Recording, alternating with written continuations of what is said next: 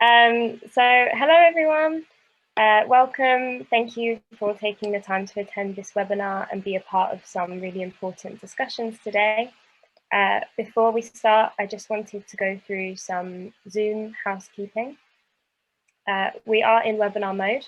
This means that only the speakers can have their microphones and cameras on, and anyone watching the webinar can use the chat function to communicate. Live transcripts should be turned on if anyone would like to use these. If you would like to turn these on, there should be a button at the bottom of your screen, which you can press to enable them. We will begin the webinar with getting each speaker to do a short introduction, and then we will transition into a discussion / question and answer session, where we'll be asking the questions, any questions that you guys have. If you wish to ask a question, please use the question and answer box at the bottom of the Zoom screen, and we will try and get through as many as possible with the time we have. Tilly from Europe Must Act will be monitoring the technical side of things. If you have any technical issues, please message Tilly directly or use the chat box, and hopefully we'll be able to assist you. Some of our speakers will be using translators today, so we'll be taking things at a bit of a slower pace to allow room for this and ensure everyone is able to follow the discussion. So why are we here? For over 5 years, the Greek government and the EU have built and sustained camps in the Aegean Islands as a way to manage migration at Europe's border with Turkey. This approach has caused a drawn-out humanitarian crisis as thousands of asylum seekers are forced to live in undignified and overcrowded conditions. Through collective action, Europe Must Act continues to urge the closure of these camps and policies which detain refugees in camps at Europe's borders. Far too often, refugees and asylum seekers are pushed out of the conversation around their own rights and experiences. One way in which the speakers with us today are combating this is through the use of different forms of media. We have reached out and asked all the speakers today to join us. Not all are from refugee and asylum seeking backgrounds, but we felt it was appropriate for them to join us today as the projects they represent are all committed to centering these voices in unique and creative ways. With us today, we have ReFocus Media Labs, the Latitude Adjustment Podcast, Now You See Me Moria, and Anis. I will now hand the discussion over to them to introduce themselves and the projects they are working on. Before that, we're just going to have an Arabic translation of this introduction. أهلا وسهلا بكم ومرحبا وشكرا لأنكم خصصتم من وقتكم من أجل هذا اللقاء الافتراضي. اللقاء الافتراضي اليوم سيكون من خلال مشاركة البعض في نقاشات مهمة وفعالة. قبل أن نبدأ أريد أن أقوم بجولة تنظيمية. أولاً سيكون النقاش حصراً على الأشخاص المشاركين في المتحدثين في البرنامج، لكن أكيد سيكون هناك فرصة لطرح الأسئلة أو أي نقاشات حول الموضوع. بالنسبة للمشاهدين يمكنهم التواصل مع المؤسسة كما يمكنهم التواصل عبر الشاشات. ستكون هناك نسخ كتابية حية متوفرة في حال احتجتم إليها، وسيكون هناك نسخ مكتوبة كذلك. زر أسفل الشاشة. البرنامج سيكون حول قضية اللجوء والمهاجرين.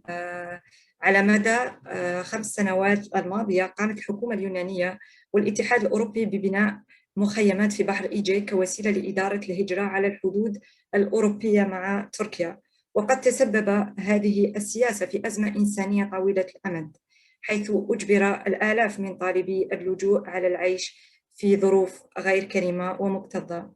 من خلال الجماعي تواصل أوروبا العمل على إغلاق هذه المعسكرات والسياسات التي تحتجز من خلالها اللاجئين في مخيمات على حدود أوروبا. إذا كنت تريد أن ترغب في معرفة المزيد أو انخراط في Europe Must Act فتستطيع سنضع رابط الموقع الويب الخاص بنا في مربع الدردشة. في الكثير من الأحيان يتم طرد اللاجئين وطالبي اللجوء من الحديث عن حقوقهم وتجاربهم. إحدى الطرق التي يتصدى إليها المتحدثون معنا اليوم هي من خلال استخدام أشكال مختلفة من الوسائط التي توصلنا مع جميع المتحدثين. ليس كل المتحدثين لهم خلفيات حول اللاجئين وطالبي اللجوء، لكننا شعرنا أنه من المناسب لهم الانضمام إلينا اليوم، لأن المشاريع التي يمثلونها جميعا ملتزمة بالتركيز على أصوات في صورة فريدة وطرق إبداعية. شكرا على مشاركتكم اليوم، ويمكنكم التواصل معنا من خلال طرح أسئلتكم في الخانة المخصصة لذلك أسفل الشاشة. شكرا مجددا. Cool. So our first speakers will be from ReFocus Media Labs. So I'll hand it over to Douglas, Yasir, Malad, and Douglas. No, not Douglas and Yasir. Hi, everyone. Thank you again. Thank you so much for having us. We're very pleased to be with all of everyone here on this platform to provide an opportunity for people who are inside this crisis to have a chance to speak. My name is Douglas Harmon. I'm a co-founder of ReFocus Media Labs, which has been running a professional media creation skills training program on Lesbos since 2018. And with us is Milad, Yasser, and Yasser, three of our core team collective members. Our program has been centered around reimagining what the future can be. We are not a present or past centric organization. We are forward centric. We want to ensure that the time that is essentially wasted on Lesbos can somehow benefit their futures, and that they can leave this place with a set of skills and an opportunity and a confidence and a portfolio to be able to pursue any career they want. If that is media making, great. If not, the skills that they learn with us provide them an opportunity to pretty much be successful in any career path that they choose. But the three gentlemen that are with us today are also part of our citizen journalism program, and I'd like to let them talk a little bit about that and their own personal engagement with that.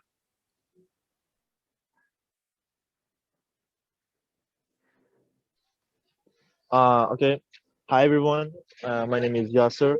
I am from Afghanistan, 19 years old, and one of the residents in Moria 2.0, Latitude Island.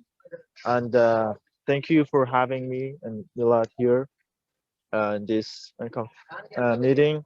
And I'm a ReFocus student, and we've been working and studying media, photography, videography, and for a long time. I think it was since 2019.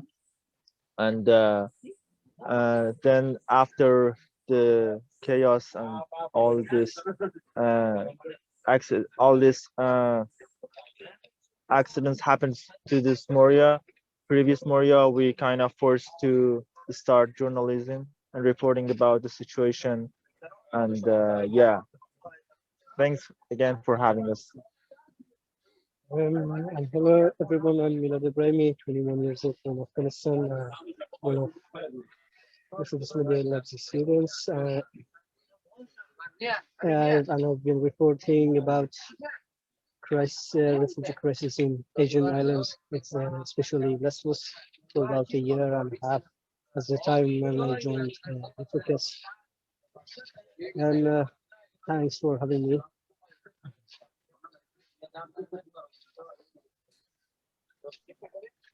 Hello, everyone. So nice to be here, and it's an honor to be. Thanks for having us. And just one question for the translator: if she wants to translate this, or shall we continue? We're not going to do continuous translations throughout the webinar. All right. Thank you. My name is Yasser.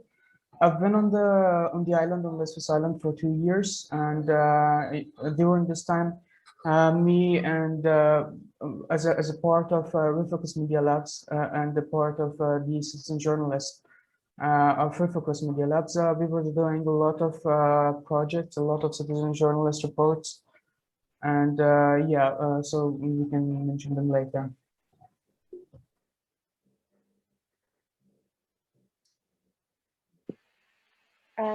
Thank you all for that introduction. Was there anything else you wanted to add before I go to the next speaker? Is that okay? Cool. Okay, so next we'll be hearing from Eric from the Latitude Adjustment podcast. Hello, everybody. Thank you for having me, first of all. It's good to see some familiar faces here and to see some new faces as well. I'd like to start by just saying that if you'd like to hear more from Milad and from Yasser, Yasser who's with Milad in the same screen there, you can actually hear them in one of our most recent podcasts, because both of their voices and their very moving testimony was featured in this collaboration with ReFocus Media Labs that our podcast did back in the beginning of this year. So go ahead and check those out at latitudeadjustmentpod.com and just click on the button for Podcast Academy, and you'll be able to find their voices as well as several other asylum seekers on Lesbos as well. To back up a little bit, as the smallest organization here, both represented on the panel and also just in practical terms, I trust that everyone else here is more than capable of explaining the background of what's happening in Lesbos and fielding people's questions. And I want to leave the asylum seekers that are with us here today to tell their own stories rather than speak for them. But I would like to back up a bit and say what brought my organization and myself to Lesbos initially. I came there, I'm American by background, but I came there really by way of the Middle East, or I should probably say North Africa and West Asia in non-colonial terms. And what I noticed when the quote unquote refugee crisis started to unfold in 2015 was that it seemed that the world's attention was focused very much on one particular spot, the borders of Europe. Whereas I'd spent really the preceding 3 years in Lebanon, in Egypt, Palestine, Turkey, and places that had already been host to huge populations of asylum seekers for years, but they weren't receiving any media attention. So it's just something that I want to make sure that anybody who's watching this doesn't overlook or doesn't leave here without realizing that there are still hundreds of thousands, in fact, millions of people who are stuck far from the borders of Europe. All people, I'm not comparing the suffering, people who are stuck in a place that is not their home by means that are not their choosing are all suffering and deserve to have a better life. But I just want to make sure people understand that this is more than a Greek issue. This is more than a Balkans issue. This is more than a frontier of Europe issue. This goes all the way back to displacement within the Syrian context, to the nightmare that different communities in Afghanistan are still putting up with when they're being told that they can be sent back to this country as if it's safe, and plenty of other countries. There's a long list. Also in the African context. So I want people to understand the larger context of what's happening, and also Europe's complicity in making sure that people never even get close to Europe's borders by providing financial and material support to quote unquote border enforcement mechanisms that go as deep into Africa as Sudan, and funding their detention centers that are run by former genocidal militias that used to be called the Janjaweed and now have been rebranded and made a part of the Sudanese military. You have similar stories playing out in Libya, other places as well. People can educate themselves by reviewing that content on Are You Serious, a former production partner of ours as well. But to get into the podcast and the Podcast Academy, my time on Lesbos came in 3 different stages. First, coming as a volunteer in December of 2015 and just putting on a yellow jacket and being given a ridiculous amount of control over a situation that I had no business even really having any control in, just by virtue of having an American passport. And that was an instant case study in my own ridiculous privilege. And so from that moment, and just this overwhelmed sense I had at the end of it, at my own powerlessness and lack of ability to really do much. I was running around with a video camera also, just trying to pick up interviews with people and see what I could do to help in any way, posting some stuff on YouTube. I came away from that experience after spending a month there feeling kind of depressed and as if I hadn't really contributed much.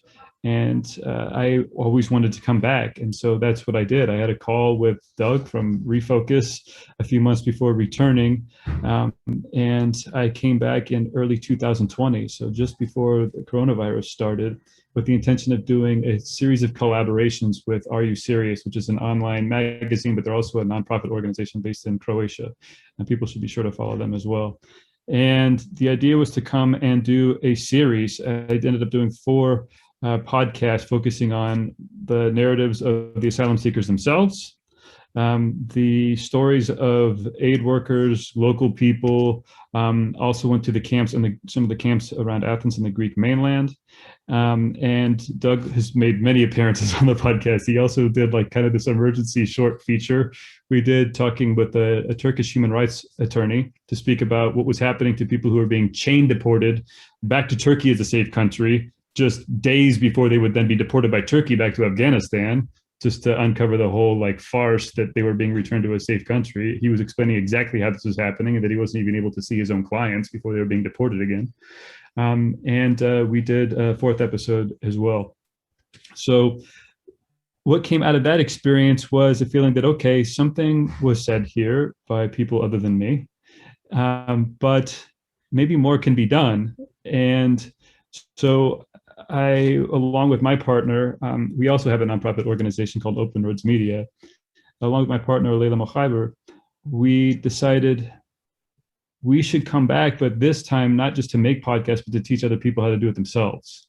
And also just the practical demands of COVID meant that we weren't going to really have access to the new camp anyway. It burned down in September, which is around the time that this idea came up with this idea.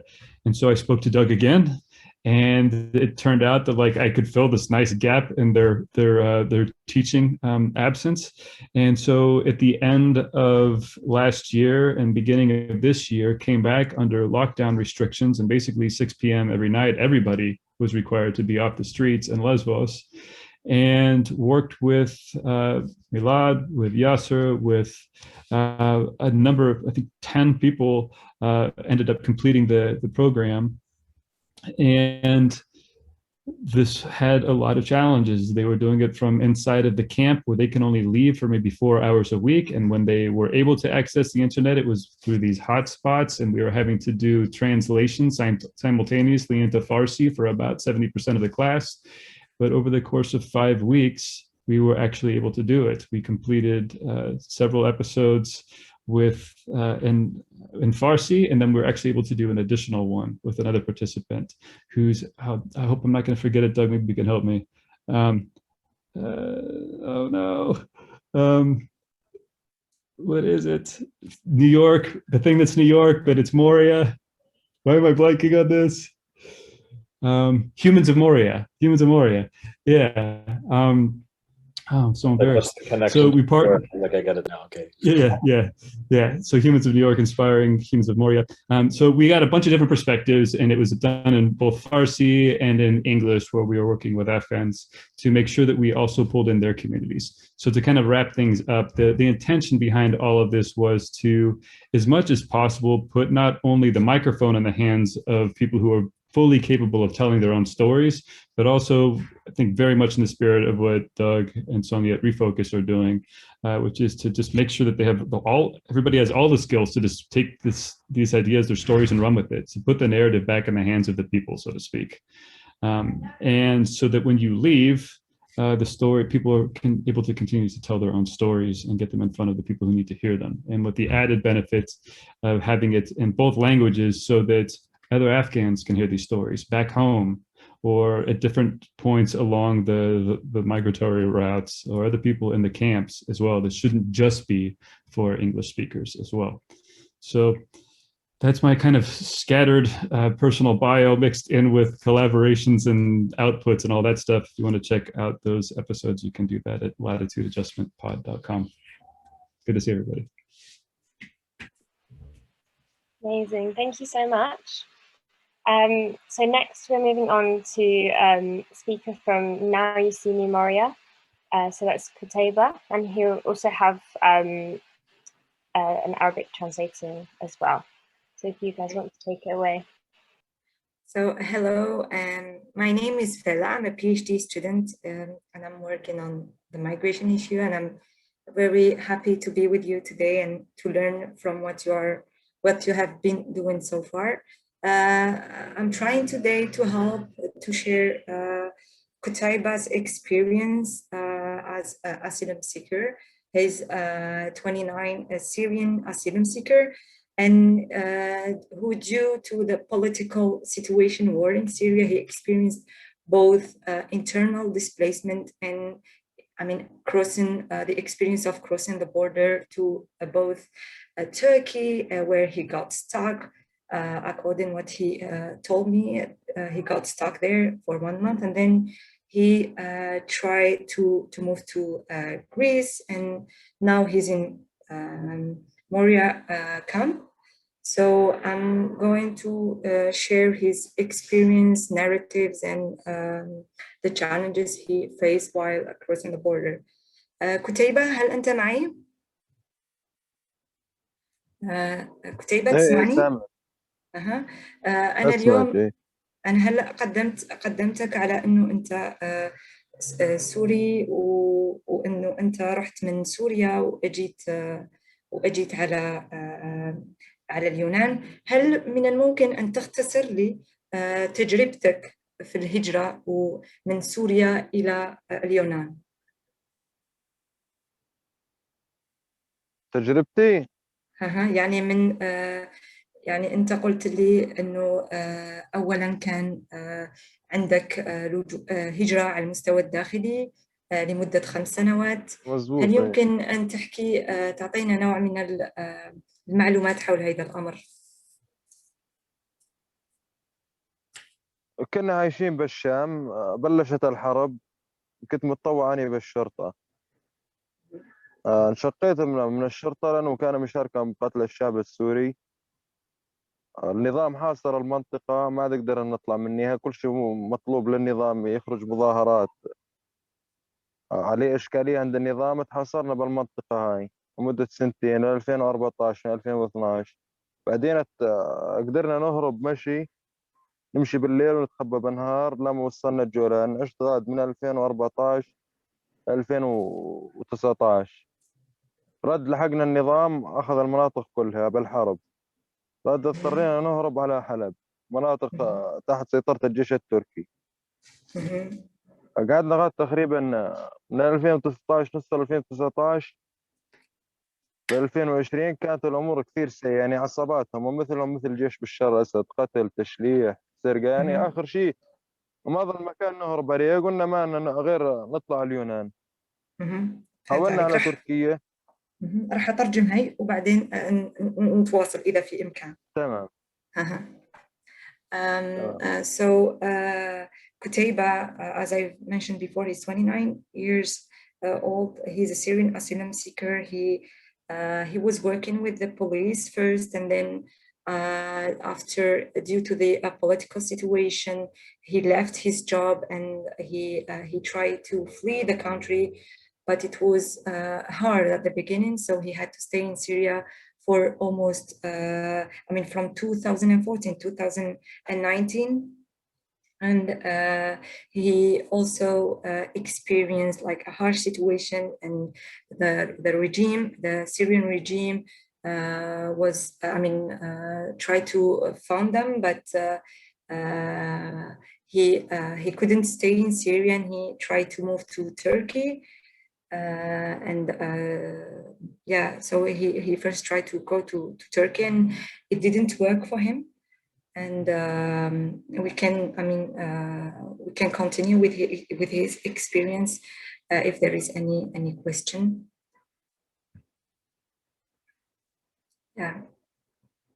شكرا كتيبة، راح نتواصل معك إذا في أي أسئلة.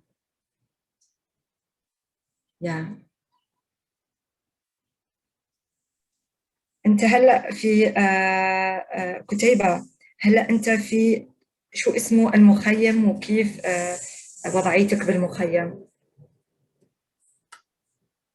مخيم اسمه مخيم كرتبة، وفي ناس تسميه موريا 2. بعد الحريق كان ذاك موريا، الناس نذيله مخيم 2. حاليا أنا أعيش بخيمة أنا وعائلتي. تسمعيني؟ ها عم بسمعك. ايه حصلنا على رفض لجوء. هلا رفض لجوء مرتين، حصلنا أول رفض وبعدين قدمنا طلب استئناف، رد أعطونا الرفض الثاني. الرفض الثاني سكر الملف، يقطع منك الراتب. قطع مني الراتب، سكر ملفنا، انتظرنا شهر ونص حتى قدرنا نفتح ملف جديد. وحاليا قاعدين يعني عم نستنى الرد. لكن بشكل عام يعني كل السوريين مستحيل لازم يجي رفض مهما كان عنده وضع صحي، زوجته مثلا مريضة، بنته مريضة، هو مريض، يعني كله رفض ما في ابدا. شو حتى قبل ما يسلم انت سوري ليش هربت من بلدك، ليش جاي تطلب لجوء، يسلم بس على تركيا، انه انت ليش ما ظليتك بتركيا وشو الاسباب اللي تخليك تركيا بلد غير امن. وبالنسبه وبالنسبه للحياه هنا يعني من كل النواحي سيئه، الطعام، السكن، الحشرات، الوسخ، يعني كل شيء سيء. وبالنسبه للقوانين كمان كل شيء سيء. So Qutaiba is saying that he's experiencing a harsh situation in the camps. He applied actually for asylum 2 times, but he got refused. And actually, I mean, all the Syrians who are in the camp, they got like a refusal. And now he's trying to apply again, but he realized that the main concern of the authorities in the camp is to ask him about Turkey, the situation in Turkey. Why did he left Turkey? Does he think that Turkey is a safe place? So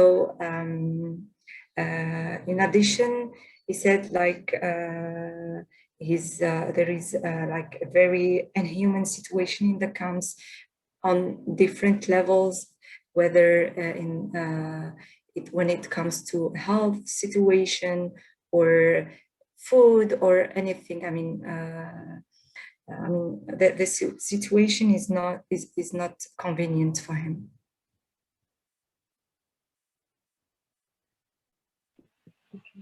Thank you so much for that. Is that everything from Qutaiba? Qutaiba, بدك تضيف شيء؟ والله يعني بالنسبة لكل شيء يعني سيء، بس هم إذا عندهم أي سؤال يعني أنا أجاوب عليه. يعني مثلا هنا لا السوريين بشكل عام كلهم ياخذهم رفض. معاهم في منهم معاهم أوراق طبية، مثل يعني عندي أوراق طبية، أنا زوجتي حامل، كانت حامل بتوأم، مات واحد بسبب الظروف السيئة هنا، بسبب الطعام السيء. مثلا بدي أروح أشتري طعام على حسابي، بيقولوا لي اليوم مو دورك تخرج. يعني كل شيء سيء. في ناس كمان بنتي مريضة، لازم تروح مثلا على مشفى على أثينا وأنا ما لها علاج، ما يطلع من الناس يعني. وكثير عائلات سورية عندها مشاكل صحية ما يطلعوا. وبالنسبة للحياة يعني الطقس يعني الخيمة ما تحمل واحد لا من الشوب لا من البرد، حشرات، نظافة ما في، تواليتات ما في، طعام سيء، كل شيء سيء، إجراءات وحياة. وهم إذا عندهم أي سؤال أنا أجاوبهم عنه بالنسبة للقوانين وبالنسبة للإجراءات وبالنسبة للحياة. He said like everything is restricted here when it comes to law. They don't give them actually permission to go outside to get food. He added that all Syrians with different serious health problems, they try to go to the hospitals to get checked. They unfortunately cannot get that chance to leave the camps.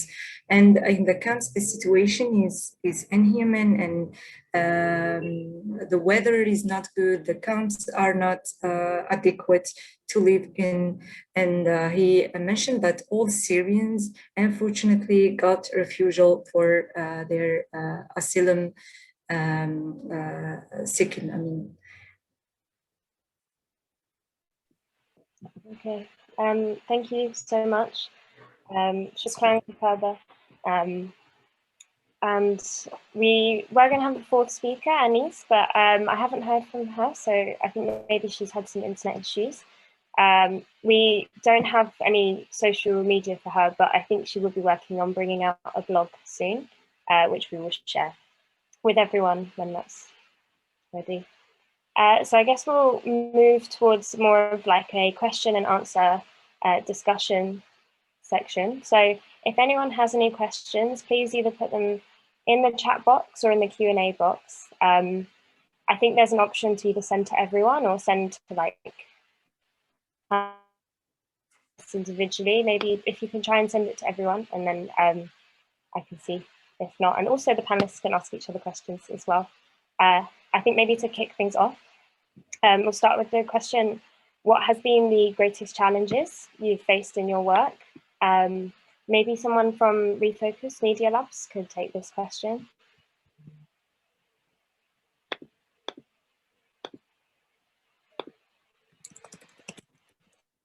Can you just repeat the question once again, because it was not clear for me.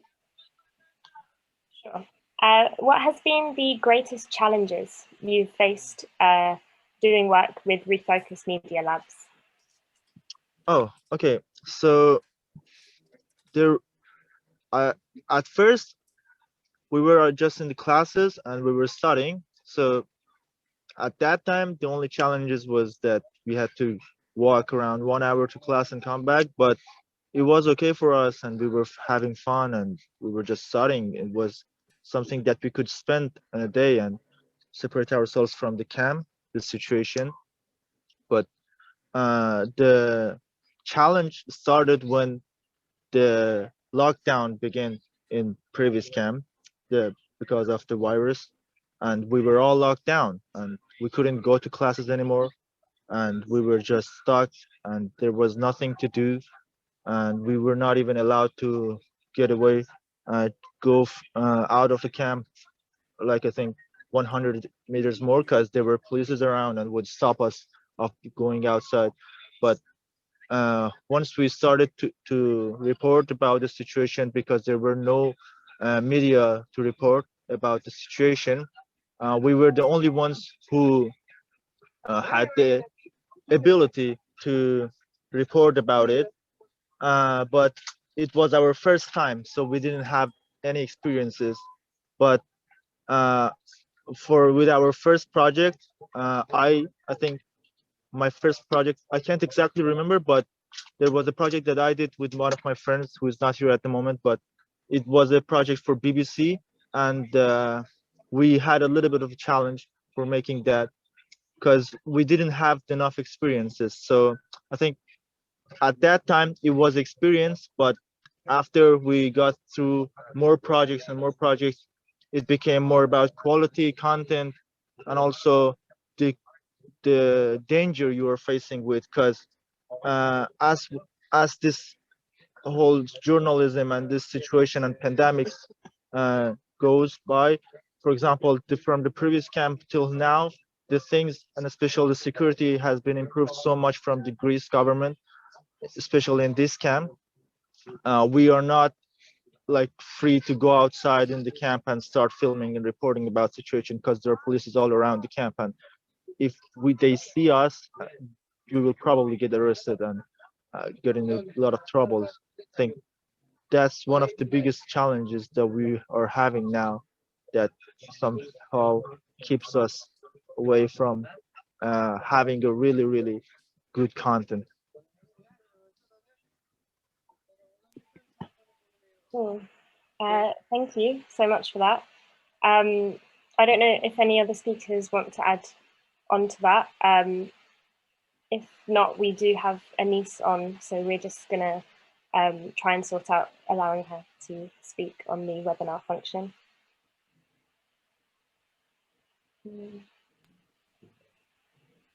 Just a quick little addition to what Yasser had said. From an organizational standpoint, as Yasser had stated, we were just teaching. We were just there to help people learn things.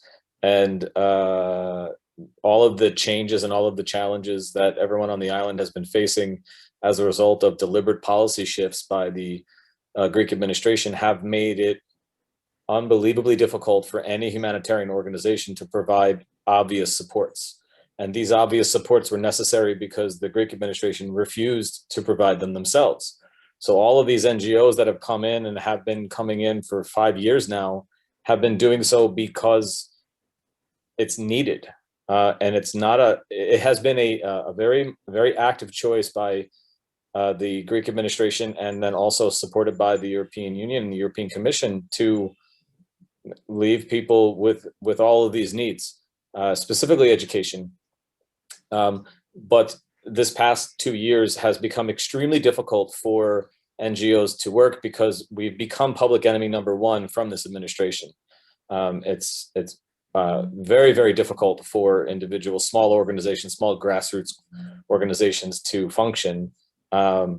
And we've basically been just seen as somehow an extension of human trafficking. It's a pretty ugly and blatant attack on individuals who are just providing supports and things that are not illegal, but we have been criminalized, as has anyone who is just coming to seek asylum, which is an international right. Essentially, anyone who is now doing this work is seen as a criminal in the eyes of the Greek administration, and this has become the biggest challenge for the work that we're doing. Thank you. We're still trying to figure out our technical concern with Anis, but I have an answer as well. Oh yeah, take it away. So, I mean, there's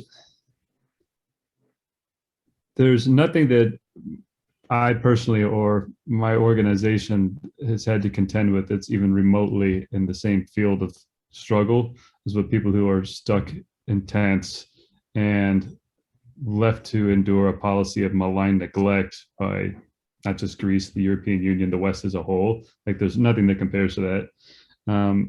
But to go into some of the organizational challenges, I think because people should be aware of these things, and they apply not just to my organization, but probably to most, if not all, small NGOs. Funding is a consistent challenge, right? To keep things running. Visibility is a consistent challenge. If you're not an organization that has already has the blessing of a large following, and the challenge there is making sure that we are able to get these stories out in front of the public. You can do all of the work of transferring the skills, of doing what you can to make sure that you're putting out something that's accurate, and that of a certain level of quality. But if nobody's listening to it, or people listen to it and then don't share it, it doesn't travel very far. And you're up against a pretty powerful tide when it comes to counteracting the prevailing media narratives, right? That just keep recycling the same kind of spin over and over again. And some ways, in ways that are kind of insidious, that we're not even aware of ourselves, with all the frustrations that we might have even being aware of the problems on the ground. Just words like crisis. Like, do we interrogate that premise very often? Is this actually a crisis? Does it need to be? I mean, we're talking about a few thousand people. That's a population of like a medium-sized European village in one of the economic blocks in the world. Why is this a crisis? Move them. Like, the last place that I saw Doug was in Berlin. Like, I think we were actually really close to Tempelhofer Field, which is this massive abandoned airport complex that could easily, by itself, house the entire refugee population at its apex, right? Since I've been going there in the last couple of years, when Moria was at like 20-something thousand people, it could have housed everybody there. And after COVID came, it could have done that with social distancing. That's one small abandoned airport in one European city, to put the crisis in context. So if there's a struggle, in some ways, there's just trying to recalibrate people's moral compass or what we're accepting as a legitimate framing of the issue. Like, that's part of what we're having to overcome here continuously, is just like this rhetoric that creates a whole baseline premise that's completely faulty. This is an engineered crisis, right? And then what ends up happening as a result of that is all the industries that benefit from crisis economics too. I won't even go into that, but that's part of the frustration, is just the labeling and the misleading rhetoric that you're trying to overcome as like a small media organization, and why it is so important that we have people that are willing to help us share this stuff and get the word out. Thank you. Thank you so much for those answers. So I'm going to pass over to Anis now. And if you want to just introduce yourself, what you do. So, hello everyone. I hope you're all doing well in these difficult days. Yeah, with COVID and all these things. I'm really happy that I'm here with all of you here. Yeah, I was from here from the first, but I didn't know how to really join and all this. Anyway, yeah, my name is Anis Alizé and I'm 17 years old. I'm from Afghanistan and I'm living here in Lesbos since 2018, like more than 2 years and a half. I'm here with my family. Yeah, I'm going to school here. Like I learned Greek and I'm going to school. Last week was the last week of school and I finished my second grade of high school, like 11th grade. And next year I'm going to give exams for university here in Greece. Fortunately, I have also two-time rejection in my case. Yeah. And I don't know what will happen with my exams in university. Like my favorite, one of the things that I really like to do is just writing and like to be as a journalist, I don't know.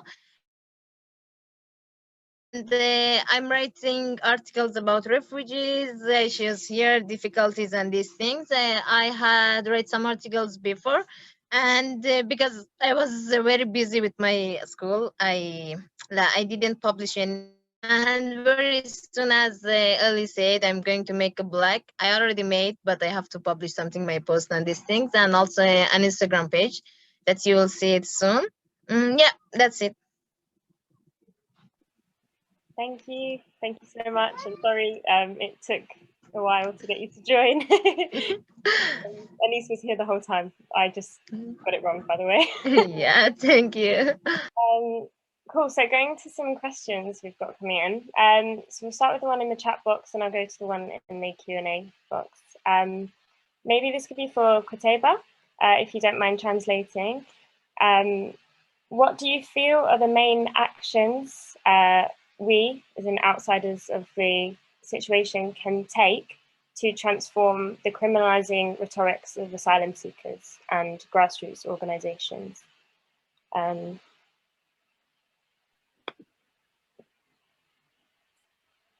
Okay.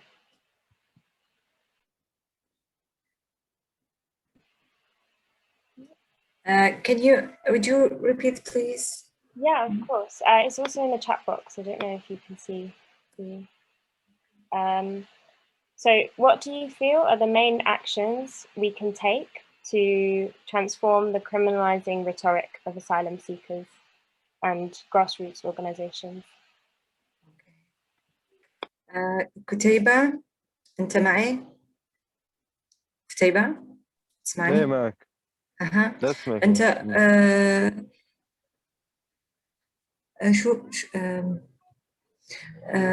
أنت شو رأيك؟ شو لازم يكون؟ شو لازم يعمل حتى يتخلوا هي على هي السياسات القمعية والسياسات اللي تمنعك أن تطلع من الكامبس؟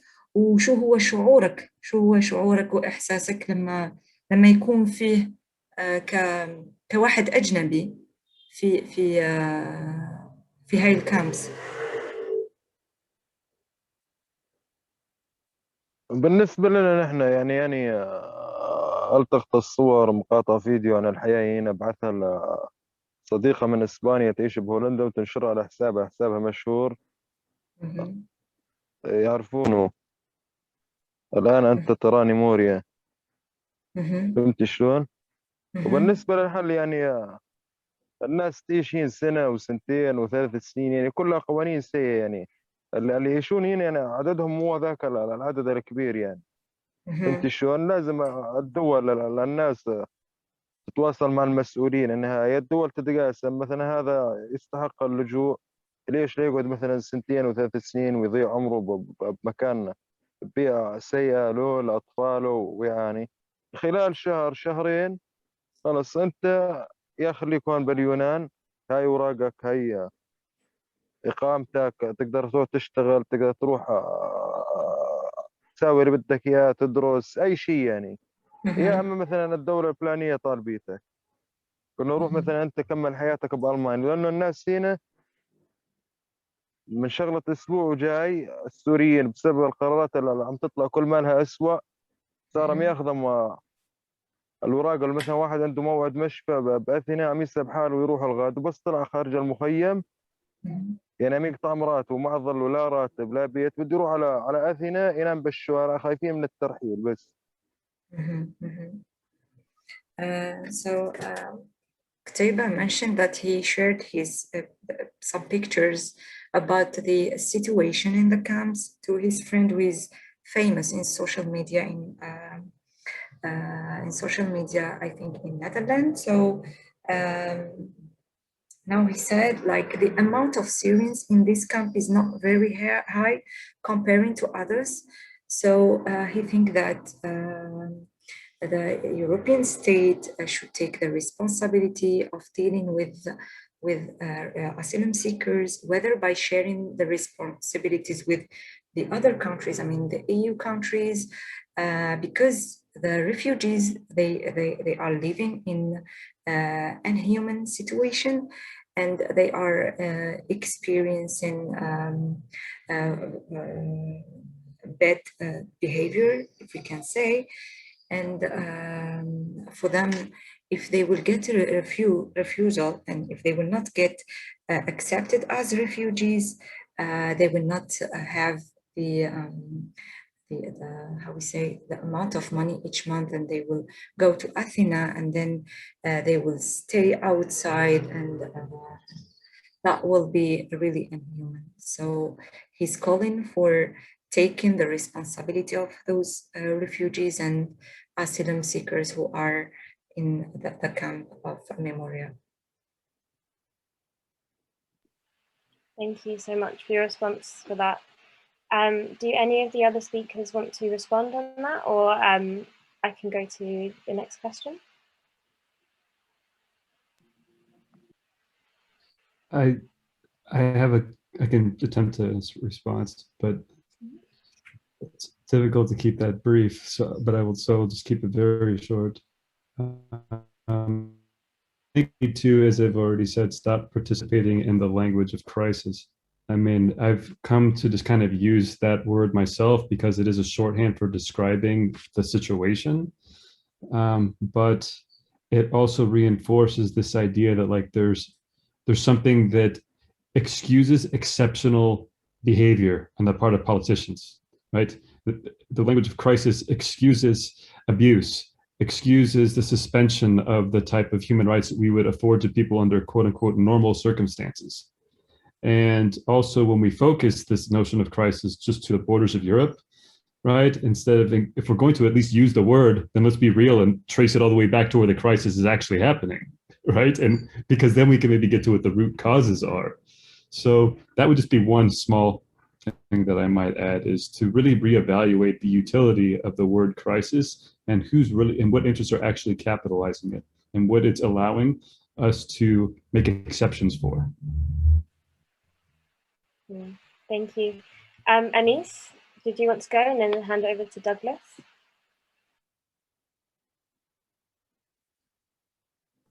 So about what, like they asked, that's like what people can do from outside.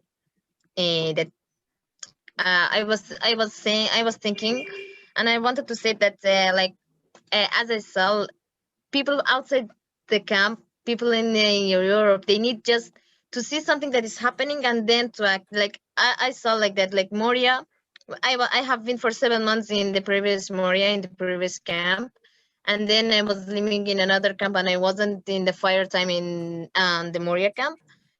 That everything was happening. The situation was really, really bad, and no one was curing. And until they did this, I don't know who did it. Really, local people's refugees. They burned the camp, and after all, the people in different places in Europe, they started to react. They started to show some reactions, to do some strikes and these things.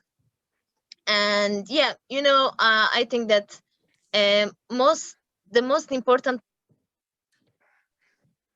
people and not the governments, because if people like ask the governments to change the political things that is happening really in Europe and also then maybe things can change. And yeah, because I don't know, but things that happening here, like it's crazy. They are giving rejections to people here, and they are not letting them even to go out.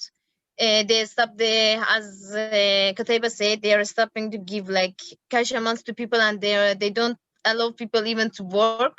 So it's like somehow they close people, and they are saying that okay, we are not going to deport anyone. There is not deportation.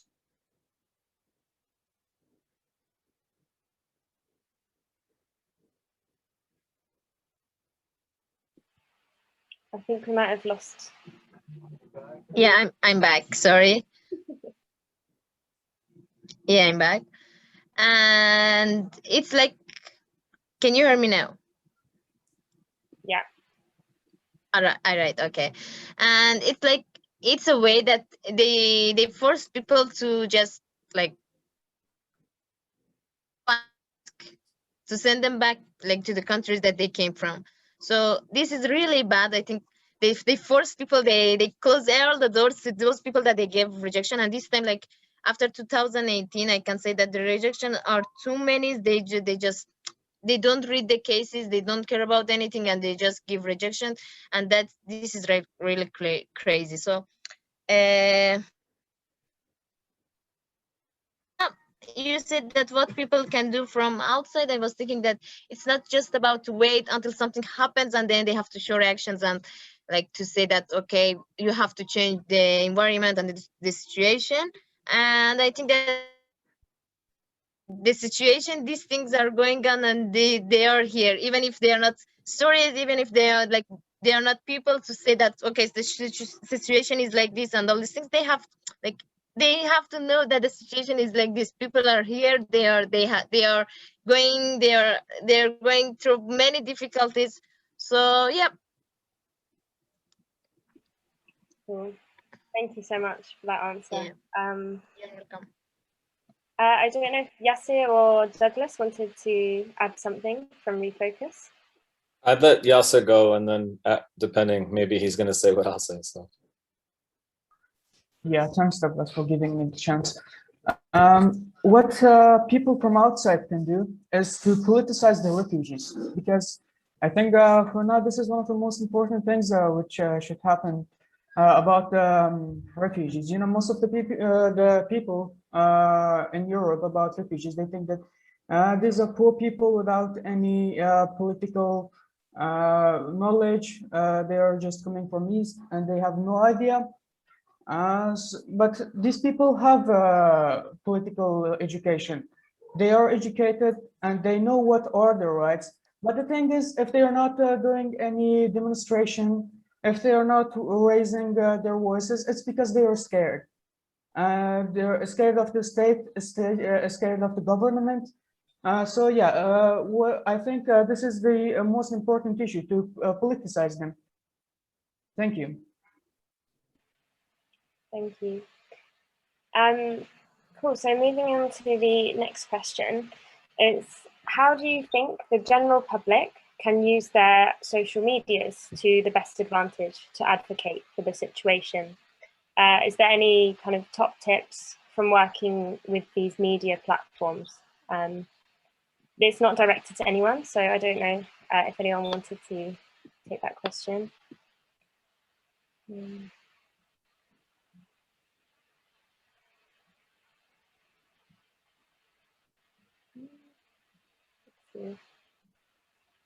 I don't know if anyone from if no one's going to take that, then I guess I'll go. So can you state that again really quick? I was caught up in the long pause. How do you think the general public can use their own social medias to the best advantage to advocate for the situation? Simplest, shortest answer: share what ReFocus Media Labs is creating. Share what everybody on this panel is creating. There's already a lot of content that's out there. So do what you can to highlight it. And for people who think like, oh, well, it's just my Facebook page, like who's that going to reach? Well, if everybody that I knew on Facebook shared every single thing that I posted, I'd be doing fine for marketing, right? At least for as far as having some modest ambitions, right? So I would say don't underestimate it. It's the same thing that people say about donating to a charity, right? Like if everybody gave $1. So find the content out there that speaks to you, that you find personally moving. And then when you do it, don't just share a link. Share 1 or 2 sentences above it that are personal, like why you personally connected to this content that you're sharing. Because people might be moved by it once they start watching it, but they're not going to be moved to watch it unless they have like the review, or so to speak, of a friend, like the good word of a friend of theirs to recommend them to do it. So this is just, I don't know. I mean, I'm no expert on social media marketing. If I was, I'd be doing better than I am. But this is the basics of just, yes, share the stuff that's already out there and make it personal when you do it. Make it urgent and personal when you do it.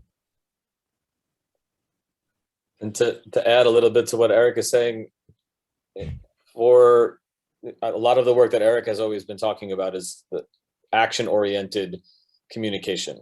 The majority of the reports that our team produces, and I also see the same thing from Now You See Moria and from a whole host of other individuals and organizations that are promoting reality from the ground, is that they want something to change. And one of the biggest challenges I think our team faces is that they don't see the change happening, even though they're doing the work. And that's really frustrating specifically for them. But if you're able to engage and help the people who are taking these risks to tell the reality and tell the truth about what's unfolding, if you're able to help them somehow connect to those who can help them reach a larger audience, a bigger platform, partner with a mainstream media organization, that maybe even just the local newspaper in your town, that can snowball and it can turn into something more. I mean, granted, one of the first projects that Yasser had referenced earlier about a piece in the BBC News, that's a big outlet, and it was a big deal for ReFocus to have that collaboration and for that work to come out. And it led to many, many, many more as a result of that one. But, you know, I think the biggest issue right now is that the majority of the reporting that is done about this, as you're saying, this crisis, which is manufactured, it was a crisis in 2015. Now it's just intention. It's intent. It shifted from accidental to negligent to direct intent for people to suffer in these places. That story needs to be put out there. People being thrown in prison without evidence needs to be put out there. People being criminalized for saving people in the sea needs to be put out there. And these things are a complete, I don't even have the right word to describe the anger that we all feel when we hear about people being thrown in prison for 146 years because they saved people in a boat. How is that happening? How are people being imprisoned for 10 years because they have been identified as those responsible for a fire that there's no evidence that they even were present or even did it? How is that happening in Europe? How is that happening inside our quote unquote civilized society? And this isn't making mainstream media. It's just not out there. And the reports that do come out about these situations, that are about the people who are suffering in these situations, it doesn't include their voices. So there's, you know, we're pushing to say that, you know, nothing should be said about refugees, nothing about us without us. And we're not a refugee, but from their perspective and from their voice, nothing about them without them. You shouldn't be making reports about a community of people unless you're including them in the collaboration and in the authorship of that report. So you can push for that. You can call out your own local media in your own country and say, why aren't you including voices from the people who are literally on the ground dealing with the situation? And you can find a way to help those people who are fighting to tell that story to find a bigger outlet. Thank you. Thank you for your answers to that. I think we'll move on to the next question, and it's for Kataiba. And it's, please could you let us know a bit more about Now You See Me Moria? What have been the biggest developments or challenges, and the work you do? Kataiba, هل تسمعني؟ Kataiba? ايه اسمع. في سؤال عم بيقولوا ما هي التحولات، ما هي المشاكل، ما هي التغيرات اللي عم تحدث في ميموريا، في هذا الكامب اللي انت قاعد فيه، في هذا المخيم. شو هي الاشياء اللي عم بتشوفها؟ شو هي التحديات؟ شو هي التغيرات والمشاكل اللي عم تشوفها؟ يعني بالنسبة لنا كل شيء عم يصير عكس ما بدنا. بالنسبة للقوانين كل ما لها تصير أسوأ. يعني كان من 2016 في اتفاقية بين تركيا وأوروبا مشان اللاجئين السوريين إنه أي لاجئ يصل الجزر يتم ترجيعه. تقريبا من أسبوع أصدر قرار إنه 5 جنسيات: باكستان، أفغانستان، سوريين، صومال، وبنغلاديش. وبالنسبة لفتح الملف يعني السوريين كلهم رفض.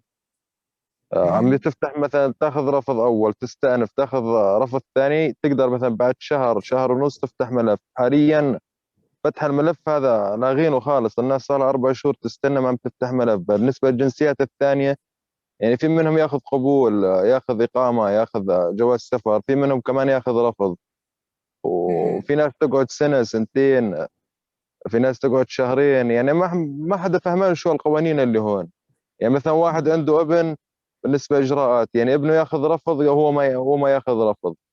مثلي يعني مثلا اخذت رفض بشهر 11، سلموني اياه بالشهر الثاني. هاي بالنسبه اجراءات.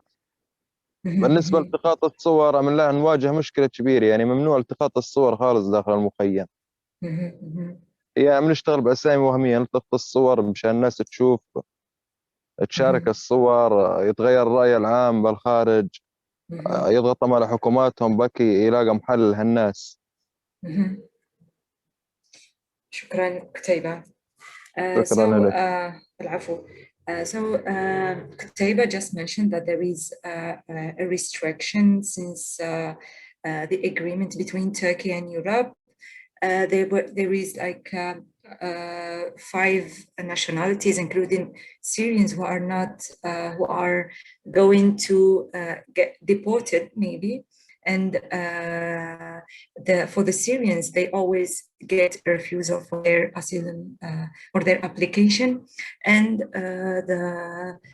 he added that there is a bureaucratical problem. I mean, for his case, he got rejected.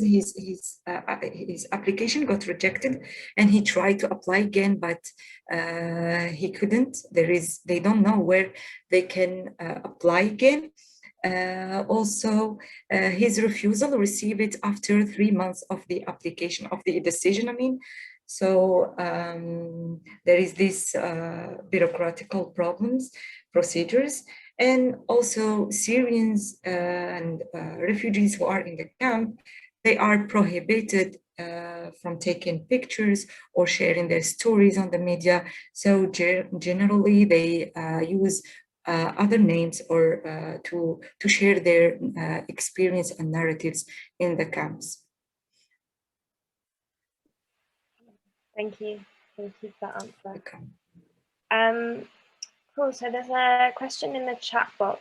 It's what kinds of behaviours do refugees face if they get arrested while they are taking pictures of their places? I don't know if anyone feels comfortable to answer this.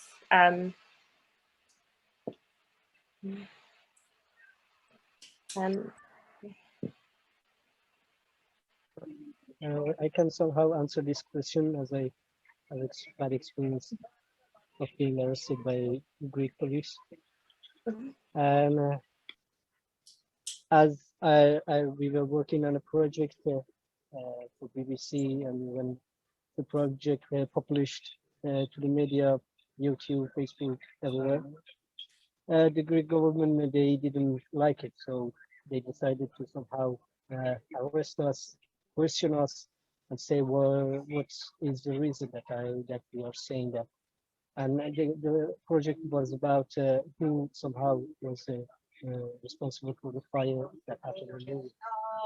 And we said just the things we have to believe in project, in video. So the Greek government just questioned us why you are saying this things in media that they didn't have any proof of it.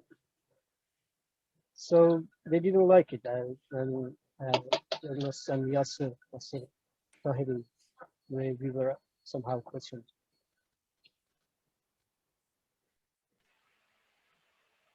Thank you for sharing that with us. If anyone else has anything to add to that. Just a little clarification to that situation.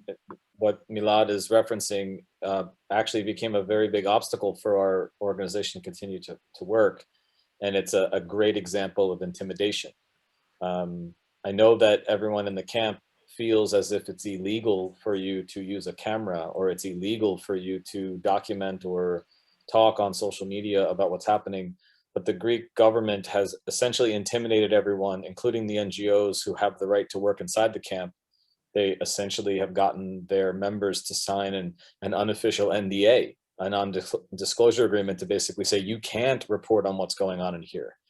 And because that would threaten the NGO's ability to continue to function and support the people that they're working on. So, and then the individuals, the residents, the forced residents of the camp are constantly like surveilled or intimidated by the presence of plainclothes, as well as clothed police, like in uniformed police officers, which makes it really nerve-wracking for them on a daily basis to worry about whether or not the police are going to come after them because they posted something on social media. They do the same thing to individual journalists. They do the same thing to people who are there on assignment working for major international media. They have essentially squeezed out free press. It is no longer, Greece dropped a couple, maybe 4 or 5 points in the free press index this past year that Reporters Without Borders put out. I think they're 65th in the world, but Lesbos would be like in the hundreds. They're like 187. I mean, it's like outrageous what's going on that island, and the way that they basically just ignore all of the general rules about what a journalist and what an individual, what a citizen can legally do in a public space. And they utilize this intimidation to make it very difficult for people to speak out. So in the instance where if they don't like the report, they go after you. So for instance, with us, we do this big report with the BBC Newsnight. They don't like that the narrative threatens their narrative, that 6 basically teenagers burned down Moria camp. So they don't like that we even reference anything other than their statement, which they decided within 6 days of the fire. Without an investigation, they've already decided. They even made public statements that these 6 people will be convicted. They did that right after the fire happened. And yet then a report comes out a month later, and because it flies in the face of their narrative, they want to talk to everybody. And then they start intimidating our team. And, being arrested on Lesbos is not the same as being arrested in, say, Berlin. They just take you to the police station and they hold you there, and then they interrogate you, and then they make your life very difficult and very uneasy and uncomfortable, but then they don't actually physically charge you with anything. So no one from our team was charged with any crimes, and they just kept saying that we were witnesses, potential witnesses. They just want to know what we have or haven't seen. But you, as the person experiencing it at that moment, you feel that you are under arrest or under serious danger and threat. And when you consider the way that the current government is functioning and the ways that people are being put in prison for years, and now we're on appeal without any evidence, there's a good reason to feel that way. It's a scary reality when you have a democratic first world nation behaving as if it's a totalitarian, despotic pariah state. And that's what's really unfolding on that island. And it's unfair to the people who are being forced to live in these conditions, and then they just want to speak out against it peacefully. But then what happens to them in response is a severe infringement upon their free speech.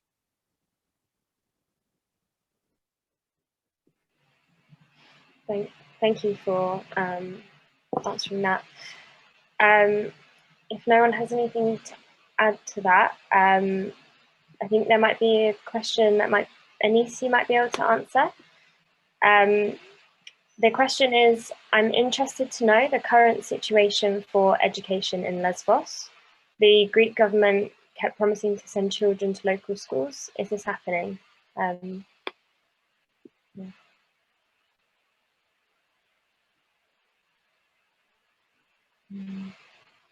I don't know, maybe we might have lost Denise again.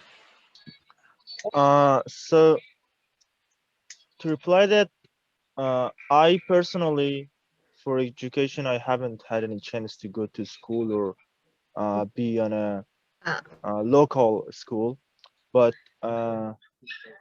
since I even arrived here. So, but recently, there were some organizations who provide education for little children like my siblings who are 10 or 13 years old, and 13 years old, and even my youngest who is 5 years old, and they would come here and they would somehow teach my siblings. And because of the COVID rules, there were no gathering allowed in the camp. So the volunteers who were working in organizations called Eurolive would come to our tents and in front of our tents and would teach our siblings. But then after a while, when the COVID rules somehow changed and gathering allowed and you could be in an area with multiple peoples, an organization came to us called Metadresi, which is a Greek organization, and they said we can provide education for your siblings, my sister and my brother, and they said it's every week, but you have to give they have to give a test every week. I think every Wednesday, a COVID test, and that I don't know why, but I registered my siblings there, but after a while they gave us a date and said you can come at this date and your siblings have to come here in front of camp's gate, and then we will take a test and then we take them to the bus and move them to town for somehow school. But then when I went there, I waited for around 1.5 hours and nothing's happened. And then when I went to one of their offices, there was a container for their translator. But I met one of their managers and asked them what is the problem, where is the list for students, and then she checked it and said there isn't anyone registered as you say, like your brother or sister. And after that I gave up. I said, who can just register you and you wait for more than a month and then nothing's happened? So you just have to rely on small organizations who provides little education or somehow I would say fun time for the children, because with just half an hour or 45 minutes nothing can be learned in this camp where children's only hobbies is just go out and run away in this very, very uncomfortable situation. So I think education is not something that we can rely on, who is being provided by or NGOs or even Greek governments. I don't know if Metadresi is a Greek government, but anyway, this whole education is not something that I personally rely on to have my siblings be on that. Yeah, thanks. Thank you. Anis, I don't know if you wanted to add anything to that.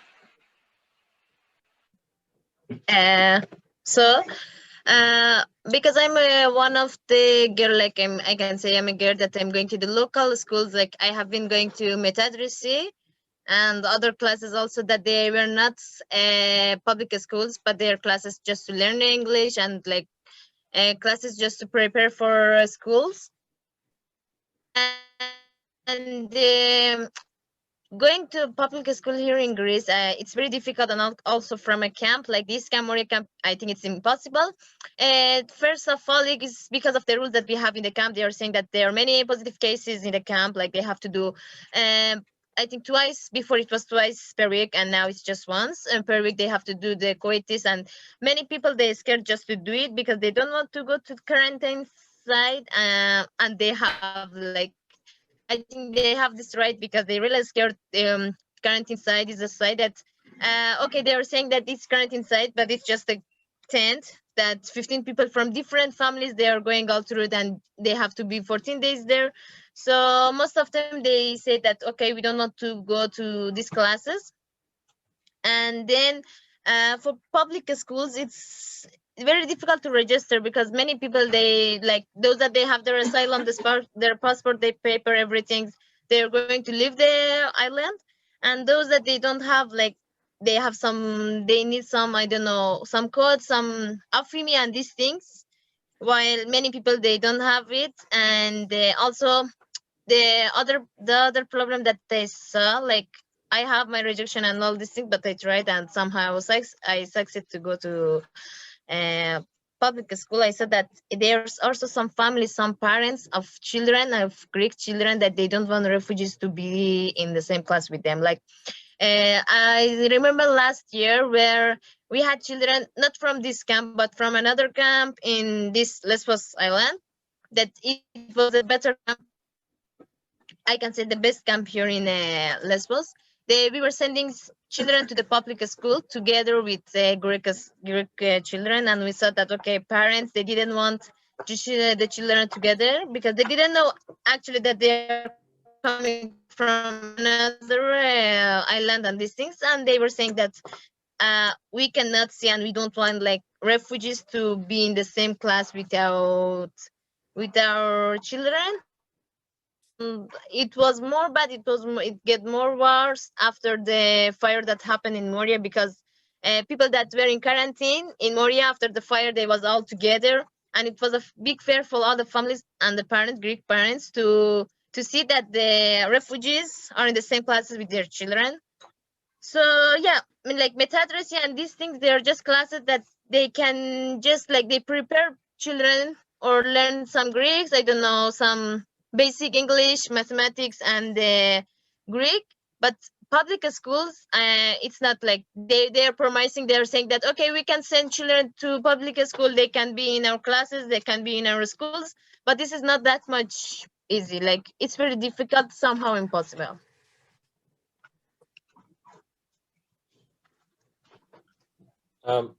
Yasser Taheri, one of our team members who's on the call here, could you talk a little bit about the differences that you were on Lesbos for 2 years almost, and now you're in Germany, and what has been the difference between your access to education from these two different environments? Yeah, well, until I was in Lesbos, there was no class I was going except ReFocus Media Labs. But since I'm here in Germany, it's been quite some time. I think like 5 months that I'm in Germany. To be honest, there is a difference. Of course, there are lots of refugees who are going to school. All of the refugees that I know, they are going to school. I haven't been going to school yet because of the COVID situation. They are not really accepting students for now, and also because when I came, it's a bit complicated because I came in the middle of the semester, so I couldn't join the classes, and I couldn't join the school. So I went to I went to an NGO who could help me to get into a school. So they gave me the opportunity to go to a German class, and they also introduced me to different schools, because as Germany has a very confusing education system, especially in school.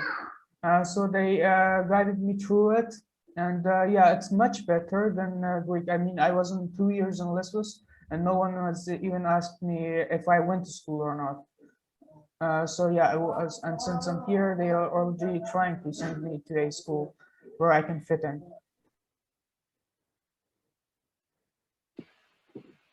Thanks. Thank you for speaking more about that.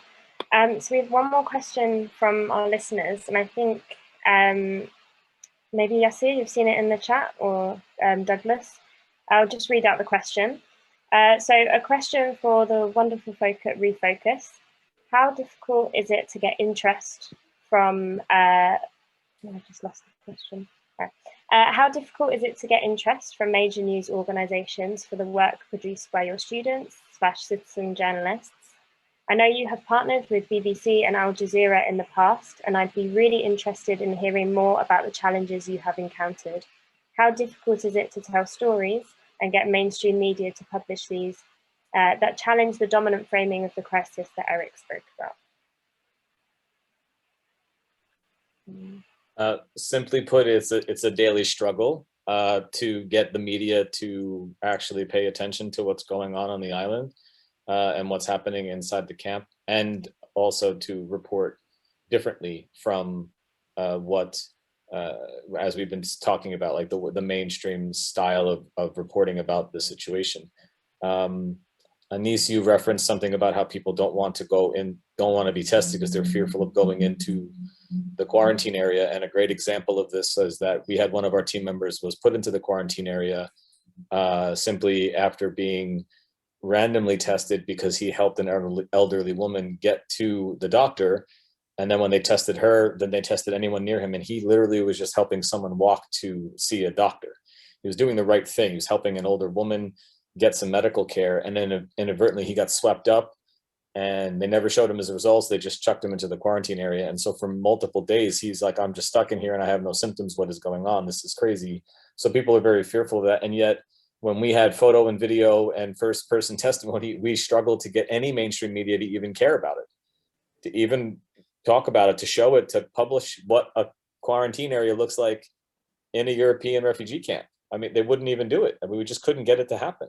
And then when was this? So it was like a week ago. And then by the time we finally got someone who was interested in maybe reporting on it, we lost the chance. It wasn't as topical anymore. It was just like, if it didn't happen that exact moment, if it wasn't breaking news. So it is a big, big struggle to get mainstream media to engage. But once they do, I think our team could talk more about what that experience is like to work with international media, and how have they seen international media work and operate on the island, because we have done a lot of collaborations. So any of our guys could reference their experiences. Yeah, so the thing is that when something big happens, for example, the fire, when something big happens, all the mainstream media, they come to us and they're here to ask us to film about this, film about that, go inside of the camp, do this, do that. And the minute that this crisis ends, for example, the minute that people went inside of the new camp, the whole media just goes back to their countries. They don't care anymore because it's not a trend anymore. They don't care about the refugees sometimes, I can say. They are just looking for viewers. And as I said, the minute that it finished, the crisis, they just stopped reporting about the camps of Greece. So it is quite challenging sometimes to report about everything which is happening, and just not the big thing. For example, the fire.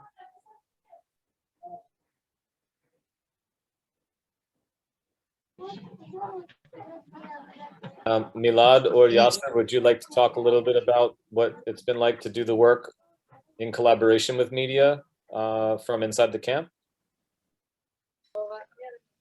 Yeah, one of somehow challenges in working with a big media like BBC, it's that lots of people watch that media, that project, that whole video. We somehow collaborated with them, and maybe one of one of them would be a Greek somehow politician, right?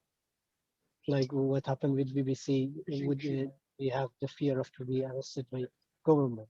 It's one of the challenges, and I would say we are not ordinary journalists. We are citizen journalists. We have a goal, and the goal is to change something, and to somehow make the situation better, to somehow unhide what's politicians or the people who are in power that somehow hide. We want to show the reality, what's somehow politicians misinformation about it. For example, as we said, if a person who knows nothing about the camp, about quarantine zone in camps, and ask something about politicians, how is the quarantine zone, how you treat against now some like corona, they would say everything is okay, but we are here to say that no, they are telling you lots of lies. The reality is really different from what they say. So it's like we are like soldiers fighting to a powerful organizations, I would say, where we are fighting to against politicians, against lots of wrong policies that forced us to live in this condition and be in suffer. And another big challenge is to never give up. And sometimes we work a lot, days and days after days, but we see no changes. That's really disappointing, and we really get tired. But yes, Douglas is here to say that never give up and continue with that. So one day we would able to see the changes, and I hope that they will come really fast. I really want these people. I really want these children that are playing in dust. They're not educating. Their rights is to be in the schools, not playing in dogs in these dirty camps. So I hope that they would come soon. Thank you. Thank you. Thank you so much for that.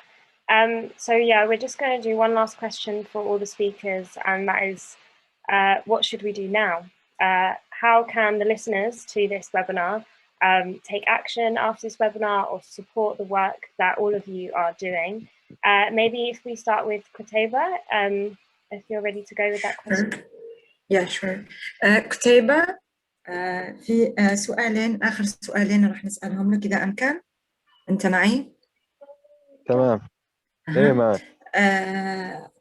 هناك سؤال عم بيقول ماذا يمكن أن يقدمه المستمعين والمشاركين في هذه المبادرة لك؟ يعني ما هي على حسب رأيك شو ممكن يقدموا المستمعين والمشاركين في هاي المبادرة في الويبينار لك وللأعمال التي تقوم بها في المخيم؟ يقدم بالنسبة إنه شيء يقدم إنه يكون عندهم مثلا فكرة تفيدنا، يصير عندهم وعي بالوضع اللي هنا، ينشرهم هم يشاركهم هم إنه يشاركهم الصور، يساعدونا على نشر. بس لحظة بس. تفضل.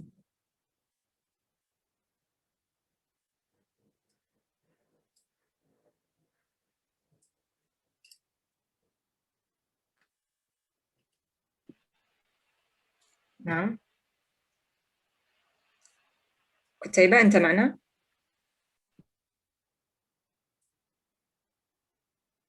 ألو؟ Yeah, he seems that having some internet problem, but I mean, to sum up, he said like, what I really want from people who are attending this program is to share our stories, our experiences and challenges, and be aware of the situation of refugees and asylum seekers in the camps. Yeah. We can wait for him. We can maybe move to another one, and then we can return back to him again. Yeah, that's great. Thank you. Yeah, welcome. Thank you.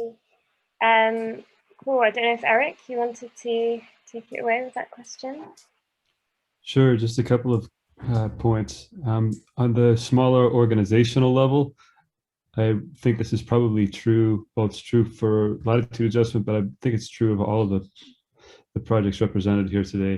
And that is that if you go to look at our work, if you go to the website and check out any of the episodes that we produced, they link to action items. Like, as Doug was saying earlier, and as I agree, like, we are an action-oriented like media project. So you have dozens of on-the-ground organizations, including Doug's, including ReFocus, that's linked to there. Things that you can be doing, petitions you can be signing at any given point, all of that stuff. So right there, it's kind of a one-stop shop if you just go and check out any of the content we've already produced. So that's on the organizational level. On the larger scale, I would say that we've talked a lot about, and rightfully so, we've talked a lot about the abuses in Greece happening on Lesbos and at like the national level. And all of that, absolutely, there's nothing that I would argue with there. That all deserves attention and outrage and needs to change. But we should also notice that along with that is the deafening silence of the rest of the EU member states, which is, if they were outraged by what was happening on Greece, believe me, we'd be hearing it, right, loud and clear. They have absolutely no hesitation when it comes to condemning human rights abuses when it serves the political interests of individual powerful states or Brussels, the EU as a whole. So their silence is a silent endorsement of what's happening there. And without getting into going down too much of a rabbit hole as far as who's involved in that and what interest it's serving and all of that, let's just be sure that we don't walk away from this conversation today with just finger wagging at Greece and saying, shame on you. If only Greece would join the community of nations and start respecting human rights, everything would be different. No, they're in many ways kind of they're put in the position of being the enforcer. And we could just as easily be having this conversation about Croatia right now, right? There are pushbacks that are happening in the sea in one context, and pushbacks have been going on for years in the Balkans, people facing very similar circumstances. So just when people are asking what can they do, you can make sure that you don't just focus your anger and your outrage and your demand for change on Athens, and you focus it on all of the countries in the EU that are in various forms complicit, especially those who are blocking any meaningful change, because there are definitely certain countries that don't want things to change, and who are blocking attempts to actually have a more humane refugee policy and immigration policy. So focus your efforts there, specifically on those countries that are an obstacle, but on all the countries in one way or another that are refusing to resettle people, or that are making a huge spectacle out of taking like half a dozen people, as if that's somehow doing their humanitarian duty. And that means that any European city's capital, any European country's capital, any European village is worthwhile territory to be having a protest. Thank you. I'll pass it to Anis next.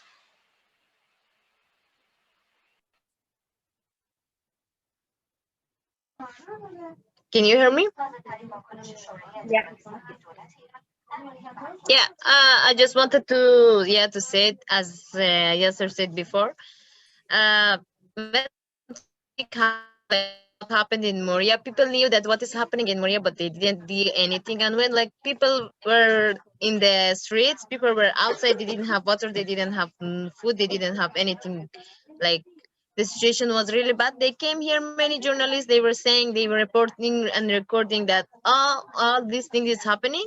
And when like Greece, they gather all the refugees, they collect the refugees, they put them in a camp, they make fence, they close the camp, they just stop people, like letting people go inside the camp and say what is happening, everything is stopped. So what I wanted from all of you and people that listen us is that you have to know that nothing is solved. Like just making a new camp, putting fence, again tents, and these things cannot change anything. There are still problems. There are still people that like there is a difference between the like what was happening in previous Moria and what is happening now. So the things are the same, and like it was not those days like on September. Things are still here. People are close here in the prison.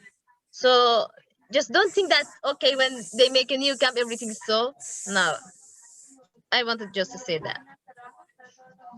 Thank you. Thank you. Thanks so much for joining us. And lastly, ReFocus. So any of you want to take it, or multiple? Yeah, guys, all three of you should have a last word. Please say something. Yes. Tell us what you'd like to see people do.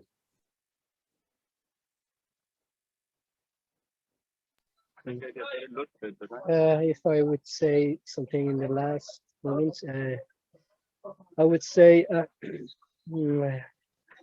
support and share is the short form of the last words. Yeah, and I think what I would say that might not make that much sense. It's not that much related on what we were talking, but it's what I think is the right way, in my opinion, is that just don't rely on what people say. Just decide by yourself. If you're someone who watched this or have an expectation or perspective about the situation from refugees, or you think they're a threat to your nation or an advantage or whatever, you know, it's it's something that has been put on you, that because you're thinking that way. Maybe people are saying that, oh, these refugees are a threat to your nation, they will destroy our country, or some people are saying no, they're they're good people, they have to be here. But I would say decide by yourself, see that, and uh, as you know, the humanity, decide by that and think by yourself that which one is the right choice to make, and then follow that. There is a lot of ways to decide or have an action in whatever you want, but I think the decision is about what you make decision, not just following what other people says. You know, there are a lot of things that people say which is for their advantage, their own advantage, not yours. So I think that's a really, really important thing, in my opinion, to just have your own opinion based on your experiences and your own thoughts. Thank you. Thank you. Yeah, I would also like to say something. As I said before, please politicize.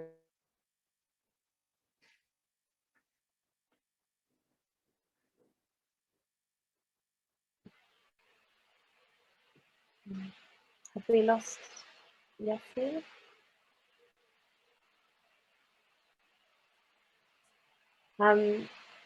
I'm so sorry, my connection is so unstable. Did I miss something? We lost you for a second, right after you started to speak. Yeah, okay. Sorry for that. Politicize the refugees, because these refugees know their rights, and they're just scared to share their voices. Be their voices. This is one thing. The other thing, when you want to donate something to the NGOs, research about the NGO first. Don't just donate because they share the pictures on social media, because they said that we are the good people. Research about the NGOs if you want to donate.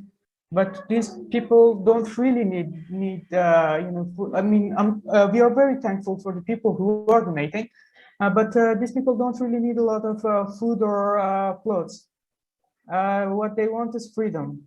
Be their voices and give them their freedom instead of donating clothes and